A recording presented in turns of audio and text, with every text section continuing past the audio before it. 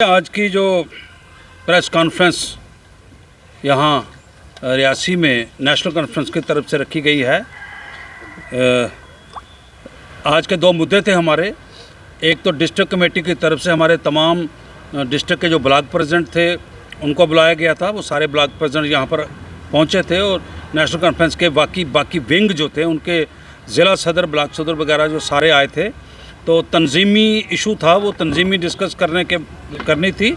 तो दूसरा हमारा मुद्दा था रोप वे का, कि रोप वे को लेकर के आज हमने क्लियर करना था, क्योंकि रोप वे के मसले को जितना तूल दिया गया और जम्मू कश्मीर के जनता को बेवकूफ़ बनाया गया उसको क्लियर करना था।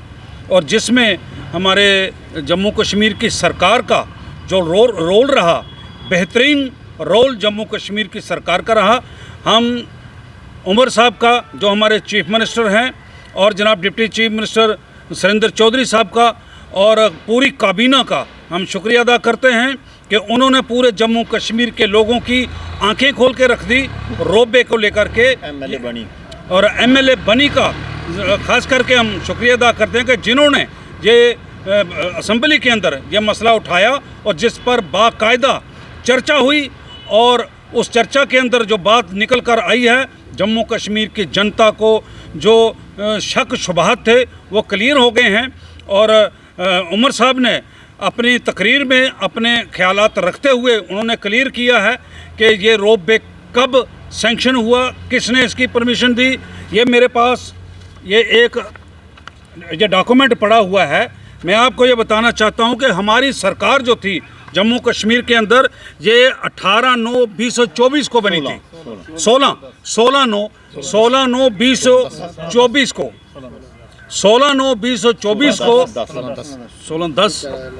16/10/2024 को हमारी जम्मू कश्मीर की सरकार बनी थी। और 18/9/2024 को इस रोप वे का जो आर्डर हुआ, वो आर्डर मेरे पास ये पड़ा हुआ है। ये doctor Ashish Chandra Verma IAS additional chief secretary financial commissioner जो है, ये इन्होंने इसका आर्डर जो है ये किया था 18/9/2024 को इसका उन्होंने आर्डर किया। और उससे पहले मैं आपको ये बताना चाहता हूँ कि जो माता वैष्णो देवी श्राइन बोर्ड के जो CEO हैं, उन्होंने ये लेटर लिखा 17/5/2024 को परमिशन हासिल करने के लिए, जो उन्होंने डिविज़नल कमिश्नर जम्मू को लेटर लिखा। और फिर डिविज़नल कमिश्नर जम्मू जो थे उन्होंने 20/5/2024 को रिकमेंडेशन जो थी वो गवर्नमेंट तक पहुंचाई थी। उस वक़्त गवर्नमेंट जो थी वो LG महोदय साहब की थी, ना कि नेशनल कॉन्फ्रेंस की या उमर अब्दुल्ला की उस वक़्त सरकार नहीं थी। और उसके बाद फिर ये 18/9/2024 को यह आर्डर जारी कर दिया जाता है। और मैं ये समझता हूँ हमारे विधायक साहब जो हैं वो पूरे जम्मू कश्मीर के लोगों को मिसलीड कर रहे हैं, अंधेरे में उनको इन्होंने रखा हुआ है। मैं ये समझता हूँ कि वो एक पढ़े लिखे, अच्छे, सुलझे हुए और मंजे हुए इंसान हैं। उन्होंने पूरा कटरा जो है और पूरा डिस्ट्रिक्ट जो है वो डिस्टर्ब कर दिया इस बात को लेकर के कि ये जम्मू कश्मीर की कैबिनेट ने इसकी अप्रूवल दी है और तब जा कर के ये आर्डर हुआ है। हम इसको बिल्कुल नकारते हैं कि ये ऐसा बिल्कुल उनका ये गलत बयानबाजी उन्होंने की है। और मैं ये समझता हूँ कि रोप वे का मसला जो है इसको लेकर के उन्होंने ये भी कहा कि अगर ये गलत हुआ तो मैं रिज़ाइन कर दूँगा। मैं आज उनसे ये अपील करता हूँ कि अपनी अंदर के ज़मीर को मद्देनज़र रखते हुए आपको फौरी तौर पर रिज़ाइन करना चाहिए, क्योंकि आपने असम्बली के अंदर, उस सदन के अंदर और हाउस को आपने गुमराह किया और पूरे जम्मू कश्मीर की जनता को गुमराह किया और पूरे देश के लोगों को गुमराह किया है। इसलिए आपका रिज़ाइन जो है वो देना जो है वो बनता है, आपको रिज़ाइन करना चाहिए। और जहाँ तक सवाल रोप वे का है, 1.5-2 साल से कटरा के लोग, कटरा के गिरदोनवा के लोग जो हैं वो इस बात को लेकर के फिक्रमंद हैं कि उनकी रोजी रोटी का सवाल है, मजदूरों का सवाल है, घोड़े पिट्ठू वालों का सवाल है, दुकानदारों का सवाल है, व्यापारियों का सवाल है, होटल वालों का सवाल है, रेड़ी फड़ी वालों का सवाल है। और अगर ये रोप वे लगाया जाता है तो ये सारा कटरा जो है वो उजड़ जाएगा। मैं श्राइन बोर्ड से ये कहना चाहता हूँ कि आज तक तो आपने ये नहीं कहा कि अरबों खरबों रुपए का जो लोन लोगों ने लेकर के कटरा के अंदर 1000 होटल जो कायम किया हुआ है उसका जिम्मेदार कौन होगा। वो सारे पैसे बैंकों के डूब जाएंगे और वो पैसे लोगों के हैं, वो लोगों का पैसा जो है वो डूब जाएगा। और सरकारें बनती हैं लोगों को सहूलियात देने के लिए, लोगों को उनकी ज़रूरतें पूरी करने के लिए, लेकिन पहला विधायक हमने ये देखा है कि जो लोगों को उजाड़ना चाहता है। बड़े अफसोस की बात है कि इतना पढ़ा लिखा और मंजा हुआ सियासतदान जो है वो किस तरफ जा रहा है और कटरा को क्यों तबाह और बर्बाद करने के पीछे वो पड़ा हुआ है। और मैं इसके साथ साथ ये भी कहना चाहता हूँ कि इस रोप वे के काम को फौरी तौर पर बंद किया जाए। जिस तरह से ये जाली फराडी डॉक्यूमेंट बनाया गया है, मुझे लगता है कि कहीं ये इस पर इंक्वायरी होनी चाहिए कि क्या इसमें फॉरेस्ट का एनओसी है, क्या इसमें पीडब्ल्यूडी का एनओसी है, क्या इसमें स्कूलों का एनओसी है, क्या इसमें एनवायरनमेंट और पर्यावरण का एनओसी हुआ है। इसमें मुझे लगता है इसमें कोई एनओसी जो है वो नहीं हुआ होगा, क्योंकि ये एक मिली भगत है, ये एक षड्यंत्र रचा है। चंद लोगों ने षड्यंत्र रच करके कटरा के गिरदोनवा के लोगों को, गरीबों को, सरमायादारों को और व्यापारियों को, रेडी फड़ी वाले जितने भी माता वैष्णो देवी के श्रद्धालुओं के साथ रोजी रोटी के साथ जो जुड़े हुए लोग हैं उनको बर्बाद करने के लिए एक षड्यंत्र रचा हुआ है और श्राइन बोर्ड इसमें पेश है। मैं हिंदुस्तान और जम्मू कश्मीर खास करके डिस्ट्रिक्ट रियासी के लोगों से ये कहना चाहता हूँ, मुझे इस बात की समझ नहीं आती है कि हमारे विधायक साहब वो श्राइन बोर्ड के वकील क्यों बन गए हैं। श्राइन बोर्ड का कोई आदमी नहीं बोलता, श्राइन बोर्ड का कोई अफसर नहीं बोलता, श्राइन बोर्ड की तरफ से हमारे विधायक साहब बोलते हैं। मैं विधायक साहब आपके आगे हाथ जोड़ता हूं कि भाई उस खुदा से डरो, माता वैष्णो देवी से डरो। मैं तो ये कहना चाहता हूं कि अगर मैं एक मुसलमान होने के नाते ये कहता हूं कि हर धर्म का एहतराम होना चाहिए, हर मज़हब का एहतराम होना चाहिए, और फिर माता वैष्णो देवी के जो दर्शन हैं वो हिंदू सनातन धर्म के असूलों और उनके कायदे और कानून के मुताबिक वो होने चाहिए। जैसे तमाम लोग ये बता रहे हैं कि माता वैष्णो देवी के जितने भी स्थान रास्ते में है, कंडोली नगरोटा के वो हो गया, या यहाँ पर देवा माई हो गया, यहाँ बाल गंगा हो गया, चरण बागता हो गया, अर्धकुंवारी हो गया, हाथी मथा हो गया, इन सारी चीज़ों को जब वो यात्रु वहाँ दर्शन करते हुए उस पर पूरा अमल करते हुए जब जाते हैं तो मुझे लगता है कि जब तक वो भैरव के जो नाथ के दर्शन नहीं करें तो माता वैष्णो देवी के दर्शन जो है वो मुकम्मल नहीं होते हैं। अगर मेरे जैसा आदमी इस बात को जानता है तो हिंदू धर्म और सनातन धर्म का बच्चा इस बात को जानता है। अगर राम मंदिर के सवाल पर फैसला आ सकता है आस्था के नाम पर, अगर अमरनाथ का मसला आस्था के सवाल पर उसका फैसला आ सकता है, तो मैं ये समझता हूँ कि श्राइन बोर्ड अर्धकुंवारी हो गया, हाथी मथा हो गया, इन सारी चीज़ों को जब वो यात्रु वहाँ दर्शन करते हुए उस पर पूरा अमल करते हुए जब जाते हैं तो मुझे लगता है कि जब तक वो भैरव के जो नाथ के दर्शन नहीं करें तो माता वैष्णो देवी के दर्शन जो है वो मुकम्मल नहीं होते हैं। अगर मेरे जैसा आदमी इस बात को जानता है तो हिंदू धर्म और सनातन धर्म का बच्चा इस बात को जानता है। अगर राम मंदिर के सवाल पर फैसला आ सकता है आस्था के नाम पर, अगर अमरनाथ का मसला आस्था के सवाल पर उसका फैसला आ सकता है, तो मैं ये समझता हूँ कि श्राइन बोर्ड की तरफ से जो ये मसला उठाया गया है माता वैष्णो देवी की आस्था को समझा जाए और फौरी तौर पर इस पर ये फैसला आना चाहिए।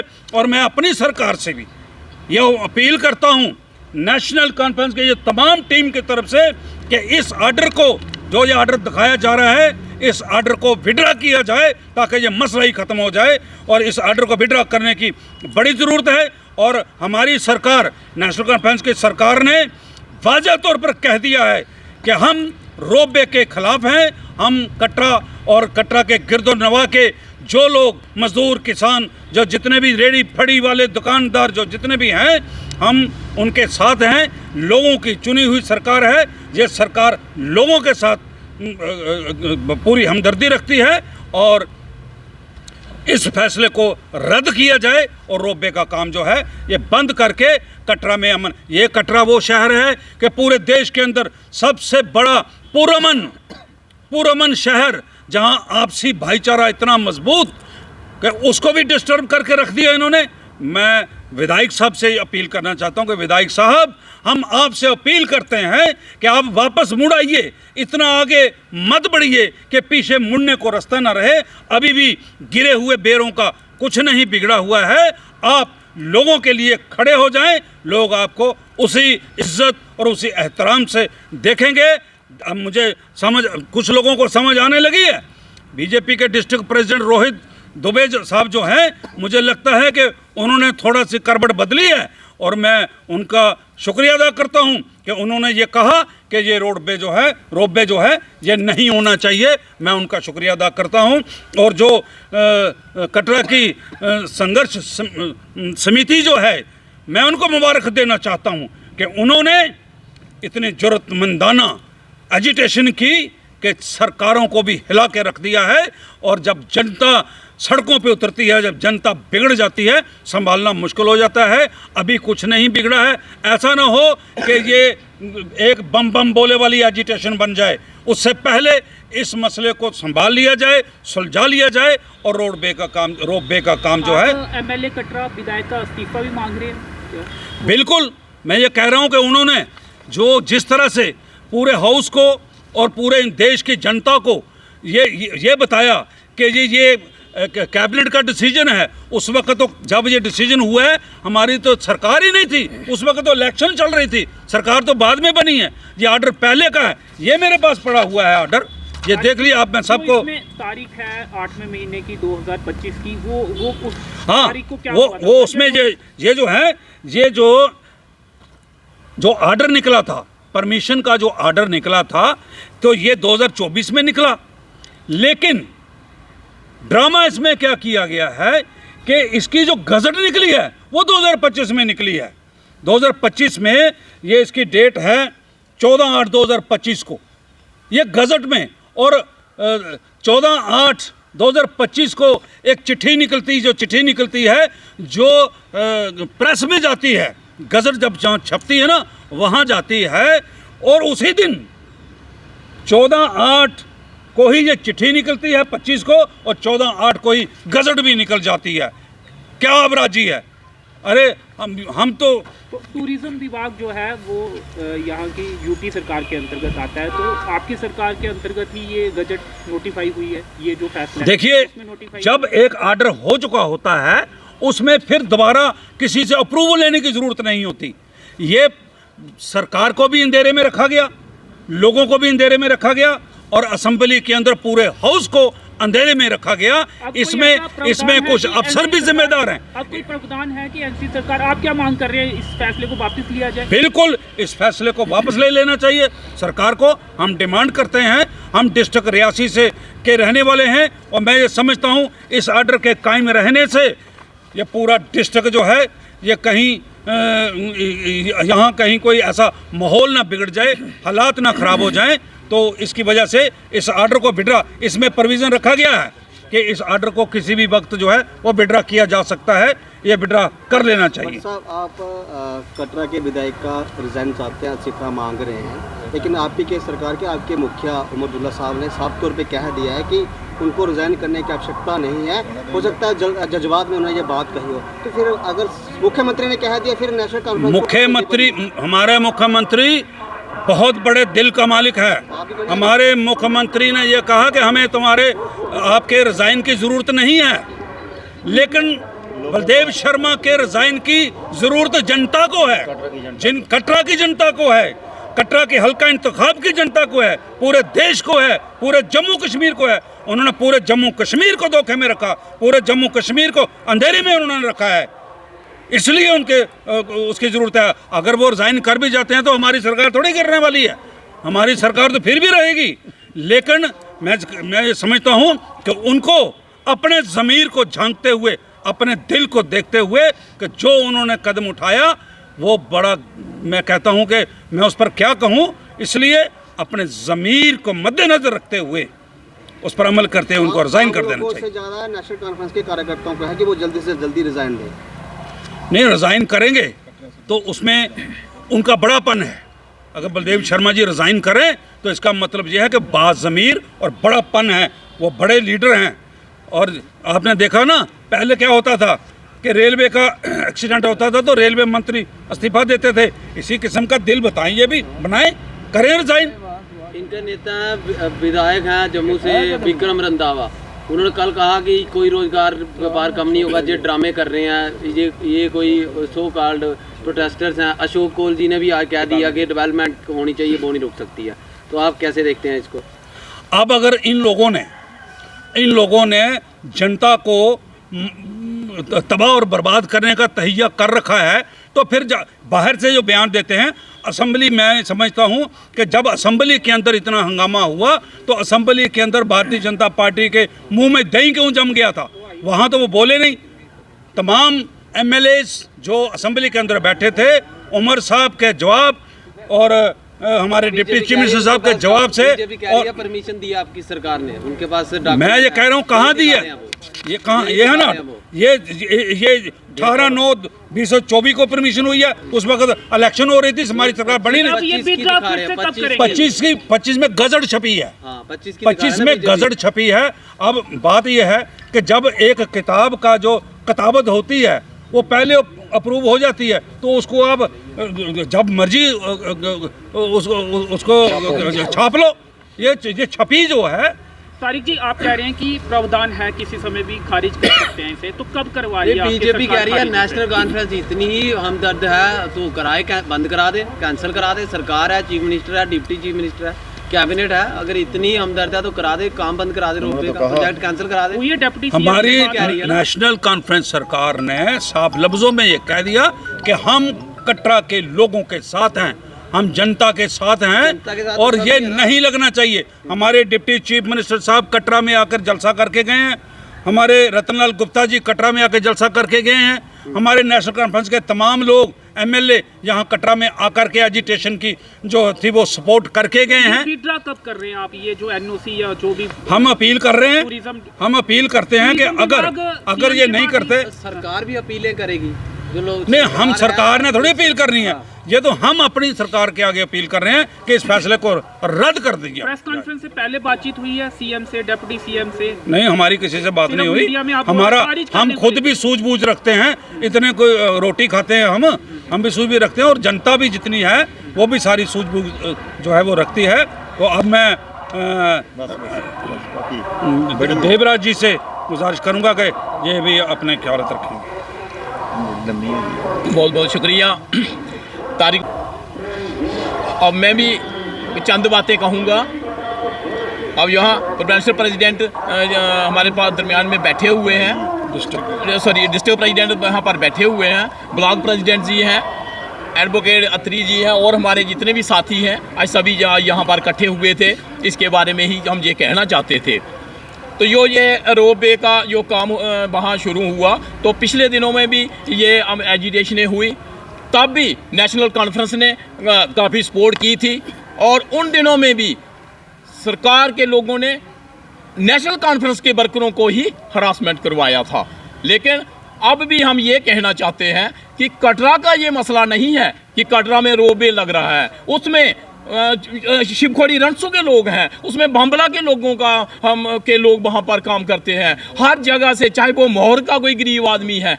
तो ये लोग जैसे जो विधायक साहब हैं वो अपने पर्सनल मफाज के लिए उसमें ये इंटरेस्टेड हैं कि रोबे लगना चाहिए और गरीबों का वो गला घोट रहे हैं। आज से पहले क्यों नहीं बोले आप ये बात हमें पिछले दिनों में भी जब यहाँ प्रेस वाले यहाँ थे तो हमें आपके सामने ये भी तब भी कहा था, आज भी यही कह रहे हैं कि जहाँ हर जगह का डिस्ट्रिक्ट रियासी नहीं बाकी डिस्ट्रिक्टों से भी लोग यहाँ पर आते हैं अपने बच्चों को अगर वो पाल रहे हैं तो माता वैष्णो देवी के चरणों में जो लाखों की तादाद में लोग हैं, उन लाखों लोगों से ये लोग जुल्म कर रहे हैं।